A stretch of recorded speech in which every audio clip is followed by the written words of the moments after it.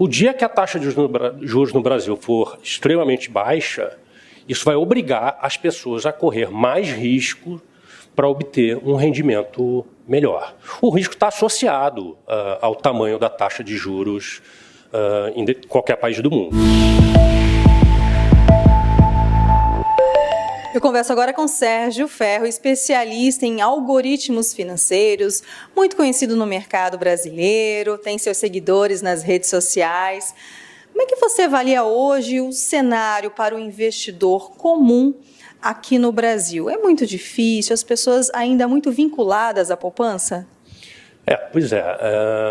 Na verdade, a gente tem os dois lados, né? Tanto o investidor na parte de ações, quanto o investidor na parte de renda fixa. Então, imagina-se que renda fixa está mais voltado só para a poupança. Mas as pessoas têm migrado muito para outros tipos de investimentos. Mas ainda na parte de renda fixa, acho que o principal motivo disso é que a taxa de juros no Brasil ainda é extremamente elevada. Então, isso faz com que o investidor comum, que tem pouca informação sobre mercado, evite correr mais riscos. O dia que a taxa de juros no Brasil for extremamente baixa, isso vai obrigar as pessoas a correr mais risco para obter um rendimento melhor. O risco está associado ao tamanho da taxa de juros em qualquer país do mundo, né? Então, enquanto a gente tiver a taxa de juros extremamente elevada, é difícil a migração de volumes de recursos, seja da poupança ou da renda fixa, para o mercado de renda variável. É muito difícil que isso aconteça, né? Então, você já tem aqueles investidores de renda variável que ou resolvem se dedicar exclusivamente a esse mercado, ou você tem aquela pessoa que trabalha e não vai buscar a informação na renda variável porque não tem tempo, não tem como ter essa informação e não vai correr risco desnecessário. Essa é a principal argumentação em relação a você ter um volume muito grande em poupança, em renda fixa e pouco em mercado de ações. Agora, difícil para a pessoa. Às vezes ela só conta com o gerente do seu banco, um grande banco varejista. Ela obtém informações e se sentir segura, mesmo no investimento em renda fixa. Falta informação e acesso das pessoas, no geral, aqui no país, não é? Falta. Um exemplo simples é o Tesouro Direto, né? Existe muito pouco marketing em cima do Tesouro Direto, né? O meu modo de ver, embora tenha crescido absurdamente, existe ainda pouco marketing. Se você for fazer uma pesquisa aí fora, você vai perceber que as pessoas não têm a menor ideia. Já ouviram falar, mas nunca buscaram saber como é que faz. E aí fica realmente muito difícil. A informação, ela parece que ela é segregada, né? Então, você tem a informação para aqueles que estão no mercado, né? Aqueles que se interessam por isso, mas a informação para quem está de fora, ela não chega. É um trabalho nosso, dos jornalistas, ajudar nesse tipo de informação, enfim, melhorar o acesso. É uma busca dos jornalistas desse segmento, né, dessa editoria de economia. Mas o mercado em si, os bancos que detêm a maior parte, detêm o dinheiro dos correntistas, eles estão preparados? Os gerentes, eles ajudam os correntistas? Não ajudam. Na verdade, o gerente está ali para cumprir metas, né? Então, o gerente do banco, ele nada mais é do que um vendedor. Então, ele vai vender aquilo que o banco indicou para que ele venda. Eu já trabalhei em banco, trabalhei a minha vida inteira, então cada gerente tem uma meta. Ele não está preocupado em colocar o seu cliente no melhor investimento. Até porque nem ele conhece. Ele é treinado para ser apenas um vendedor, né? Então ele sabe, ele conhece o produto, né? E ele vai e vende aquele produto para o cliente amando do banco. É assim que funciona. Então, isso também acontece com corretoras. Então, você tem um monte de corretoras, né, e o objetivo do corretor é te vender. Vender, né, para que ele ganhe corretagem. Ele não está preocupado em saber se você vai ganhar dinheiro ou não. Essa preocupação tem que partir da pessoa. né? Então, se a pessoa continuar acomodada e achar que não tem interesse pelo mercado financeiro, ela vai continuar na poupança, né? Porque é algo que ela conhece, e não tem jeito, isso tem que ser da pessoa.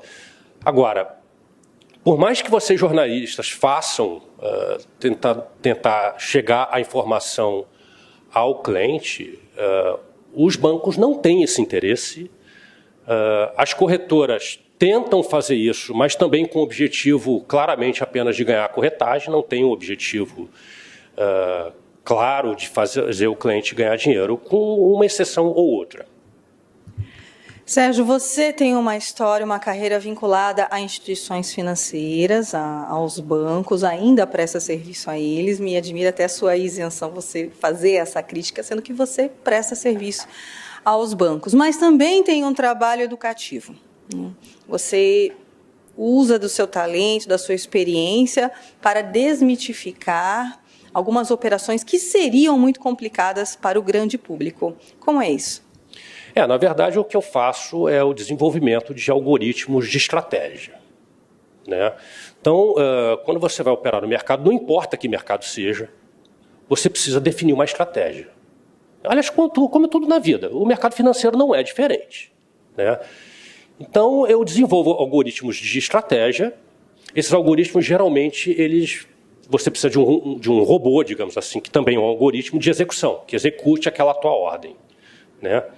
E esse meu público está voltado ainda para bancos, né? Eu desenvolvo os protótipos dos algoritmos de estratégia, depois eu os vendo e depois ele é transformado na linguagem interna dos bancos, né? E, eventualmente, eu passo isso também para a pessoa física quando eu não tenho algum contrato de exclusividade. Eu vou te dar um exemplo. Eu desenvolvi um negócio chamado filtro de Kalman,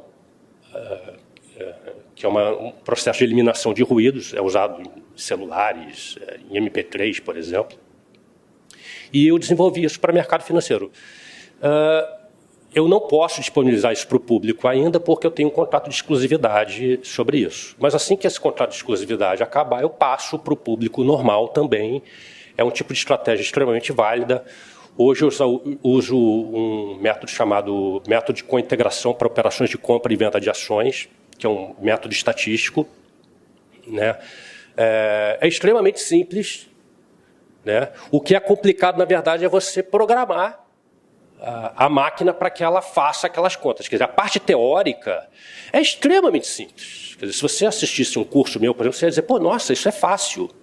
O difícil é como escrever aquilo dentro de uma linguagem computacional que faça com que aquelas informações saiam para você com uma certa rapidez, né? Essa é a dificuldade. As pessoas têm muito mais dificuldade em lidar com a máquina do que lidar com a questão conceitual, né? Então, eu poderia te dar inúmeros exemplos de operações que são extremamente simples de serem executadas, por exemplo, como uma carteira de ações usando o método de Markowitz, né? Quando você pega um artigo na internet sobre Markowitz, você vai pensar, nossa, eu não vou aprender isso nunca. Claro que você vai aprender, basta você pegar um professor que te explique passo a passo como é que aquilo funciona. Depois de colocar aquilo no formato de linguagem computacional, são outros 500. Aí você precisa ter alguém que te dê isso, né? Eu forneço aos meus clientes e aos meus alunos todos os meus algoritmos no formato de planilha eletrônica. Qual o perfil do seu aluno? Qualquer um. Na verdade, eu não tenho... eu tenho alunos desde os bancos, né, até o cara que não conhece absolutamente nada. Vem do zero, né? Aliás, eu tenho até uma certa preferência pelo aluno que vem do zero, porque ele não carrega certos vícios e certos conceitos que ele aprendeu ao longo da vida com profissionais ruins. E isso é um exemplo que eu dou, por exemplo, no mercado de opções. O mercado de opções tem um monte de gente dando aula sobre coisas que eles não conhecem, né? Então, tem uma operação muito tradicional no mercado chamado venda coberta, usando o mercado de opções, que é uma grande besteira isso. É uma péssima operação, talvez seja uma das piores operações que exista no mercado. Mas as pessoas vendem aquilo como se fosse uma coisa extremamente positiva, e não é. Né? É um péssimo negócio você fazer esse tipo de estratégia. As opções elas estão atreladas ao preço do ativo objeto, mas elas estão atreladas também à volatilidade implícita.